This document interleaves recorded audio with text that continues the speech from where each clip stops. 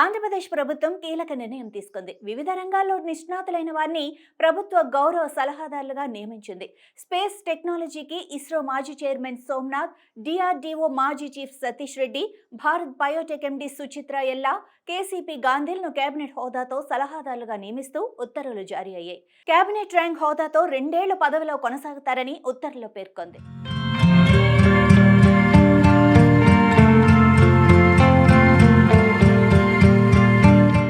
Andhra Pradesh space technology గౌరవ సలహాదారులుగా ఇస్రో మాజీ chief సోమనాథ్ను నియమిస్తూ ఉత్తర్వులు జారీ చేసింది. ప్రస్తుతం విక్రమ్ సారాభాయ్ స్పేస్ సెంటర్లో పనిచేస్తున్న సోమనాథ్కు పాలనా వ్యవహారాలు, పరిశ్రమలు, పరిశోధనలో సలహాలు ఇవ్వాలని, స్మార్ట్ సిటీస్, డిజాస్టర్ మేనేజ్మెంట్లో స్పేస్ టెక్నాలజీని అనుసంధానించాలని ప్రభుత్వం కోరింది. భారత్ బయోటెక్ ఎండీ సుచిత్ర ఎల్లాను సలహాదారుగా నియమిస్తూ ఉత్తర్వులు జారీ చేసింది.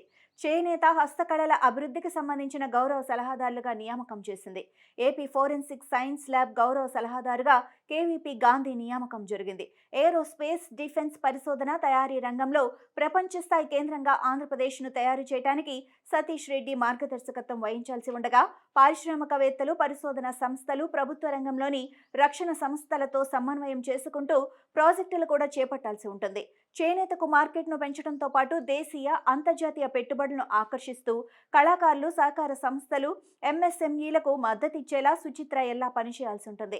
హస్తకళల రంగాల సుస్థిరత, బలోపేతం, అభివృద్ధికి అవసరమైన సలహాలు, జాతీయ, అంతర్జాతీయ స్థాయిలో అమలు చేస్తున్న విధి విధానాలను సూచించాలి. రాష్ట్రంలో ఫోరెన్సిక్ మౌలిక వసతులు, మానవ వనరులను మెరుగుపరిచేందుకు నిధులు రాబట్టడం, ఫోరెన్సిక్ సైన్స్ రంగంలో ప్రపంచంలో అమల్లో ఉన్న అత్యుత్తమ విధానాలు ఆచరణలో పెట్టడం, నేరగాళ్ల ప్రొఫైలింగ్, అనుమానితుల గుర్తింపునకు వీలుగా ఫోరెన్సిక్ డేటా ఇంటిగ్రేషన్కు కేసీ గాంధీ సహకారం అందించాలి. పరిపాలన, పారిశ్రామిక, పరిశోధన రంగాల్లో స్పేస్ టెక్నాలజీని వినియోగించుకోవటానికి అనువుగా అవసరమైన విధానాల రూపకల్పనకు సలహాలివ్వటమే కాకుండా అడ్వాన్స్డ్ స్పేస్ టెక్నాలజీ హబ్లు, టెస్టింగ్ సదుపాయాలు, రీసెర్చ్ సెంటర్ల ఏర్పాటుపై సోమనాథ్ మార్గదర్శకత్వం వహించాలి. వీటితో పాటు జీఐఎస్, శాటిలైట్ నావిగేషన్, ఏఐ ఆధారిత స్పేస్ ఎనలిటిక్స్ వినియోగం మరింత పెరిగేలా చూడాలి.